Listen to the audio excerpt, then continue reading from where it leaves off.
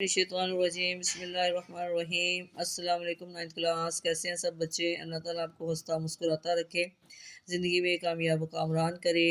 جی بچوں، آج ہم صحابیات میں آج کا ہمارا ٹاپک ہے حضرت اسماء بنت ابی بکر رضی اللہ تعالیٰ عنہا۔ آج ہم اس کی ریڈنگ کریں گے اور ساتھ میں اس کے شارٹ کوشچن بنائیں گے۔ تو یہاں پہ ہم سوال بنائیں گے، اسماء بنت ابی بکر رضی اللہ عنہ مختصراً تعارف بیان کریں۔ آپ رضی اللہ تعالیٰ کا نام اسماء اور لقب ذات الناطقین تھا۔ آپ رضی اللہ تعالیٰ حضرت ابو بکر صدیق رضی اللہ تعالیٰ کی بیٹی تھیں۔ آپ رضی اللہ تعالیٰ ہجرت سے 27 سال قبل مکہ مکرمہ میں پیدا ہوئی۔ اب یہاں پہ سوال بنائیں، حضرت اسماء رضی اللہ عنہ کا ایمان لانے والوں میں سے کون سا نمبر تھا؟ تو حضرت اسماء رضی اللہ عنہ کا نکاح حضرت زبیر بن عوام رضی اللہ عنہ سے ہوا۔ آپ رضی اللہ عنہ نے اپنے شوہر کی طرح قبول اسلام میں سبقت کی۔ آپ رضی اللہ عنہ کا ایمان لانے والوں میں 18واں نمبر تھا۔ آگے جب نبی کریم خاتم النبیین صلی اللہ علیہ وسلم نے مدینہ منورہ کی طرف ہجرت فرمائی تو حضرت ابو بکر صدیق رضی اللہ تعالیٰ عنہ رفیق سفر تھے۔ آپ رضی اللہ تعالیٰ عنہ دوپہر کو ان کے گھر تشریف لائے اور ہجرت کا خیال ظاہر فرمایا۔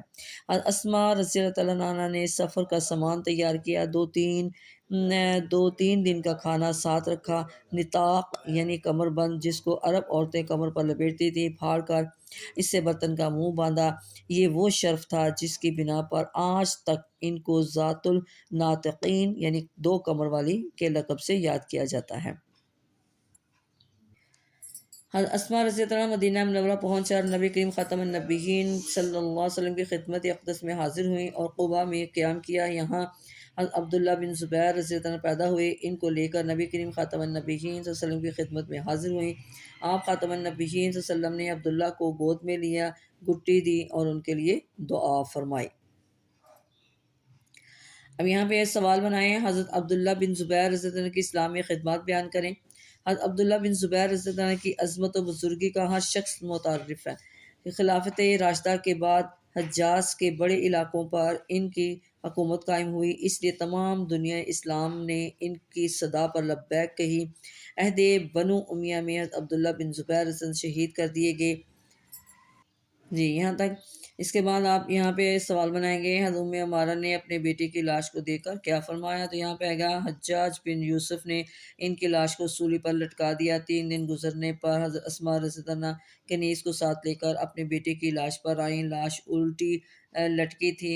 دل تھام کا اس منظر کو دیکھا اور نہایت استقلال سے کہا، کیا اس سوار کے گھوڑے سے اترنے کا ابھی وقت نہیں آیا؟ چلیے یہاں پہ سوال ہے، حضرت اسماء رضی اللہ عنہ کا نمایاں اوصاف تحریر کریں۔ حضرت اسماء رضی اللہ عنہ نہایت طبع خاتون تھیں، حضرت اسماء رضی اللہ عنہ نیک طبع خاتون تھیں، حق گوئی ان کا خاص شعار تھا، نہایت صابرہ تھیں۔ حجاج بن یوسف جیسے ظالم اور جابر کے سامنے انہوں نے حق گوئی سے کام لیا۔ حضرت عبداللہ بن زبیر کی شہادت ایک ماں کے لیے قیامت سے کم نہ تھی، لیکن اس پر انہوں نے جس عزم و ہمت، صبر و تحمل اور استقلال سے کام لیا، اس کی مثال تاریخ میں بہت کم ملتی ہے۔ حد درجہ خوددار، باہمت اور تواضع و انکسار کی پیکر تھی۔ حضرت اسماء رضی اللہ عنہ کی وفات، حضرت اسماء رضی اللہ عنہ نے کب اور کہاں وفات پائی؟ حضرت اسماء رضی اللہ عنہ نبی کریم خاتم النبیین صلی اللہ علیہ وسلم سے 56 یعنی کہ 56 احادیث روایت کی ہیں۔ حضرت اسماء رضی اللہ عنہ نے 73 ہجری میں 100 سال کی عمر میں وفات پائی۔ اب یہاں پہ جی صحابیات کے حالات زندگی میں مسلمان خواتین کے لیے کیا سبق ہے؟ صحابیات کے حالات زندگی میں مسلمان خواتین کے لیے یہ سبق ہے کہ وہ اپنی زندگیوں کو اللہ تعالیٰ اور نبی کریم خاتم النبیین صلی اللہ علیہ وسلم کے احکام کی روشنی میں گزاریں، زندگی کے مختلف شعبہ جات میں نمایاں کردار ادا کریں اور ملک و ملت کا نام روشن کریں۔ جی بچوں، یہ تھی آج کی ہماری ریڈنگ۔